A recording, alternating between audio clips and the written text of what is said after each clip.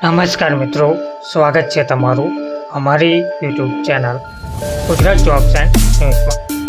મિત્રો, સરકારી કર્મચારીઓ તથા પેન્શનરો માટે એક માઠા સમાચાર સામે આવી રહ્યા છે।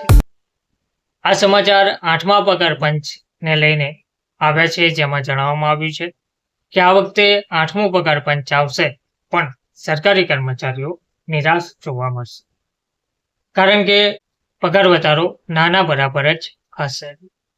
વિગતવાર જોઈએ તો કેન્દ્ર સરકારના કર્મચારીઓ અને પેન્શનરો જે ઘણા લાંબા સમયથી 8મા પગાર પંચની રાહ જોઈ રહ્યા છે, તો 8મા પગાર પંચના અમલીકરણ અને તેને લાગુ કરવાને લઈને સારા સમાચાર સામે આવી રહ્યા છે। પરંતુ સારા પગાર મેળવવાની જે રાહ જોઈ રહ્યા હતા, હવે તાજેતરના એક અહેવાલ પ્રમાણે કર્મચારીઓને નિરાશ કર્યા છે। કોટક ઇન્સ્ટિટ્યુશનલ ઇક્વિટીઝના તાજેતરના અહેવાલ મુજબ આગામી 8મા પગાર પંચ હેઠળ કર્મચારીઓને 13% સાધારણ અસરકારક પગાર વધારો મળી શકે છે, જે 7મા પગાર પંચના અમલીકરણ દરમિયાન આપવામાં આવેલા 14.3%ના વધારા કરતાં ઘણો ઓછો છે।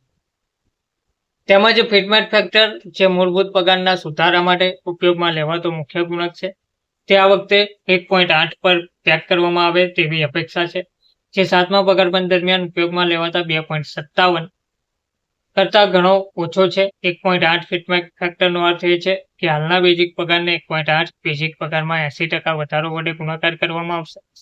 કુલ પગારમાં અસરકારક વધારો ફક્ત 13% હોવાનો અંદાજ છે, કારણ કે મોંઘવારી ભથ્થું ડીએ, જે હાલમાં 55% છે, નવા પગાર માળખાના અમલીકરણ પછી શૂન્ય થઈ જશે। મૂળ પગારમાં થોડો વધારો થઈ શકે છે।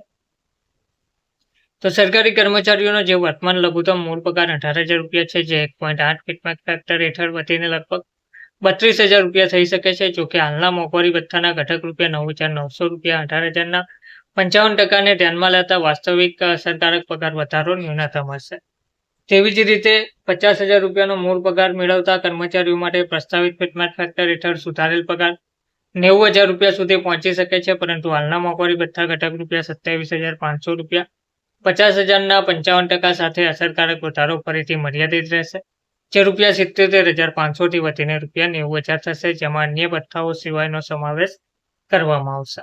નિષ્ણાતો કહે છે કે મૂળભૂત પગારમાં વધારો કાગળ પર ઘણો ઊંચો લાગે છે, પરંતુ વાસ્તવિક વધારો રીસેટ પછી નવા ડીએ માળખાને કેવી રીતે લાગુ કરવામાં આવે છે તેના પર નિર્ભર રહેશે।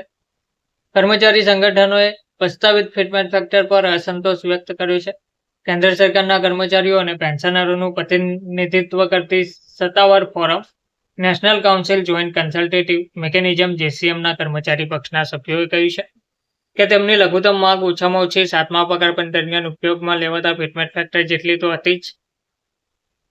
જોકે શરૂઆતના સંકેતો સૂચવે છે કે સરકાર ઓછા આંકડા સાથે સમાધાન કરી શકે છે।